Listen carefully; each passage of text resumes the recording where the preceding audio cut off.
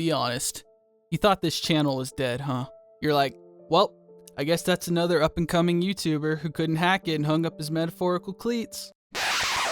Well, I'm back, bitches, and I didn't forget about you, so hopefully you didn't forget about me. In truth, I had a pretty busy 5 months.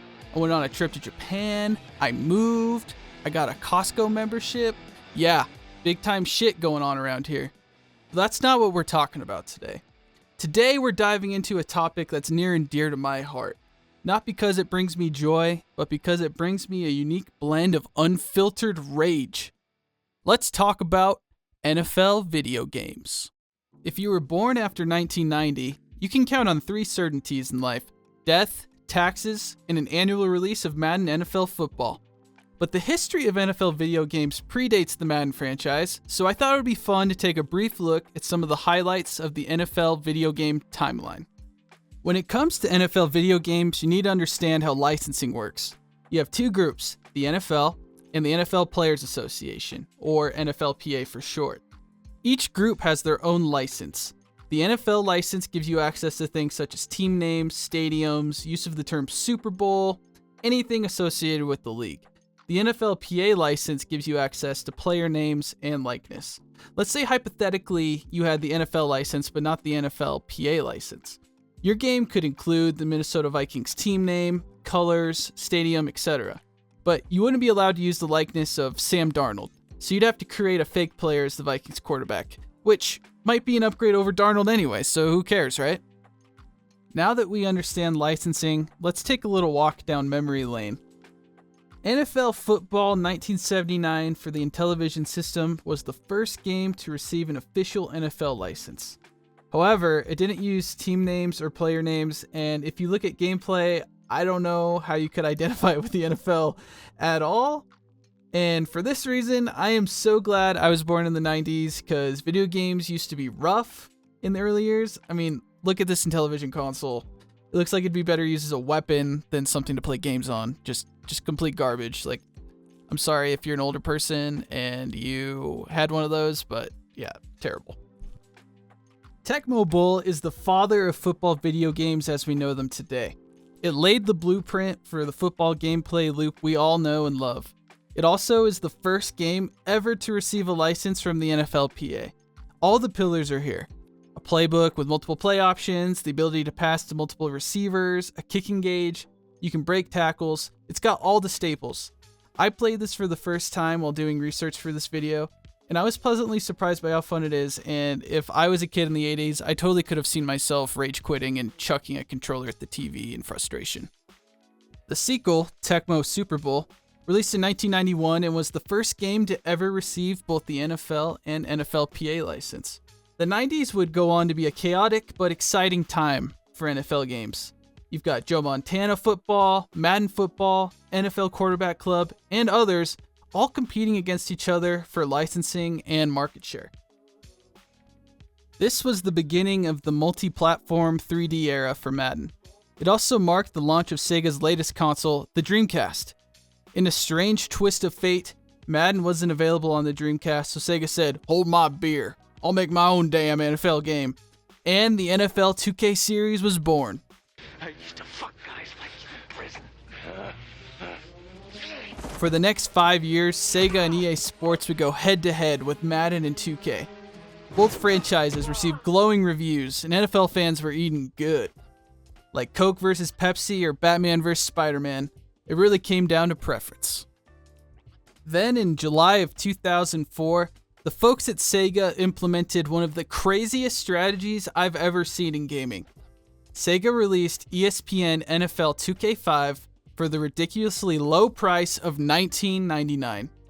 Games in 2004 were retailing for $49.99. I cannot stress enough how crazy this shit was. I remember being at Fry's Electronics with my brother and my grandpa after this game released. We thought it was a scam or something at first, but in fact, it was legit. It's the only time I can remember my grandpa spontaneously buying me and my bro anything in our entire lives. And I guarantee there's no way in hell he was doing it if it was the full price $50. I'm tired of this, Grandpa. That's too damn bad! As a consumer, you could buy the better football game for $20 or be a chump and purchased Madden 05 for $50. It was such a brilliant move that Madden had no choice but to lower their price to $30 to compete. In 2005, EA Sports signed an exclusive NFL licensing deal, which effectively killed any competition for football video games. It is my opinion that this deal began the slow and steady decline of NFL video games.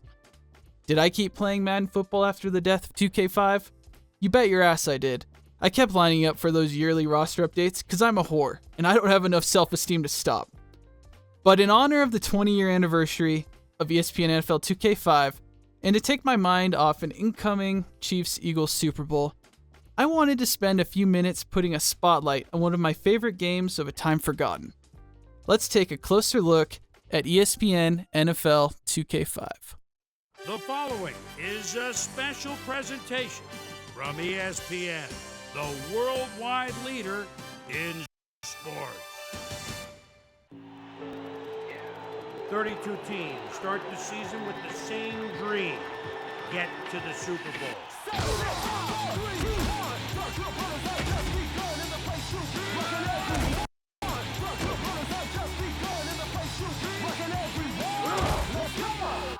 ESPN NFL football starts now. This game is jam-packed with content, a variety of game modes, and a top-notch presentation due to its partnership with ESPN. Chris Berman does lead-ins and halftime reports. Suzy Kolber is on the sideline. The only thing missing is... Here I come, and number one on our hit list, the Ravens and the Buccaneers, Chris Sims and Michael Pittman and Ray Lewis from the U ends up making the hit of the day. Michael Pittman, get out of the way because you got jacked up. Some of the unique modes include first-person football and a mode that allows you to relive iconic moments in NFL history. I found first-person football to be extremely disorienting, mainly because I could barely see anything, but also because of this photo of Tom Brady from 2004. I mean, like, look how pudgy he looks. It's crazy what 20 years and millions of dollars can do to how you look. I also have to come clean here and admit I've never played football on a football team, like in real life. I'm kind of a poser. And because of that, I have no idea how accurate the first-person mode is. So if you played football, let me know in the comments and if the in-helmet experience is accurate or not. There are plenty of other videos out there who can explain everything this game has to offer, and also claim it's the best football game ever made. But I just want to share my experience with this game 20 years later and why it kicks ass. The gameplay in 2K5 holds up to this day. It has all of the features you need in a football video game. You can break tackles, change the speed of passes, move receivers in motion, call audibles, and it provides all of these features in an intuitive way. And last but not least, this game feels fast. My biggest gripe with Madden is that I have felt slow as shit for over a decade. Like, just check out this run here and tell me that this isn't satisfying and you don't feel like you're walking in molasses.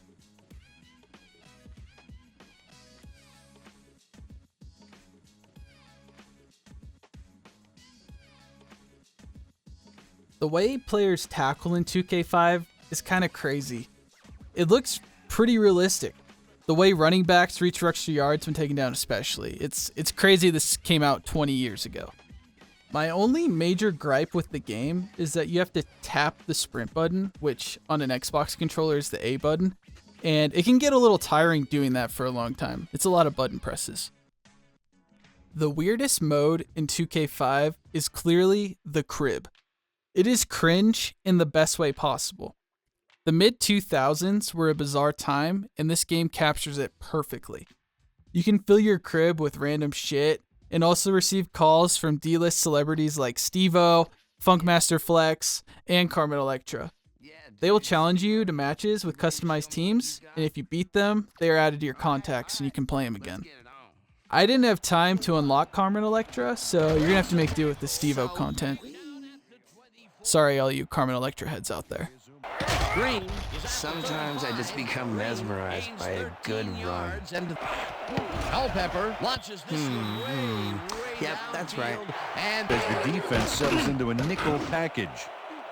It's intercepted.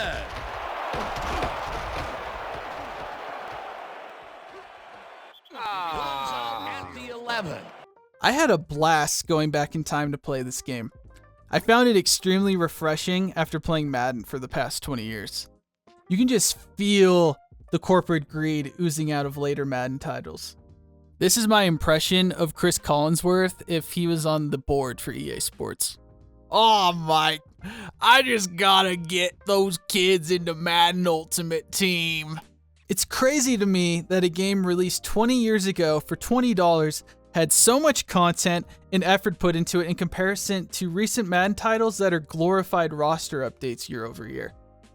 When competition is eliminated, there is no longer an incentive to make the best product possible. You just have to create a mediocre product good enough not to alienate your customer base. My hope would be that one day the NFL and EA Sports licensing agreement expires and we can finally see some competition again in this space. I believe innovation is born out of necessity, and a rival game that is better than yours will force you to innovate or your game will fail. After 2005, the reception to Madden titles worsened gradually over time. Rather than average review scores in the 90s, they dropped to the 80s and 70s, and now are considered completely mediocre. Will the quality of football games improve? Probably not. Will the Minnesota Vikings win a Super Bowl in my lifetime? Absolutely not. But at least I will always have the crib and this Carmen Electra poster. Thanks for watching. Hey guys, hope you enjoyed that video. Just wanted to give a quick message to you all that I'm recommitted to the channel and am hoping to have more regular releases, and if there's anything you'd like me to cover, I would love to hear it in the comments. Thanks again for watching.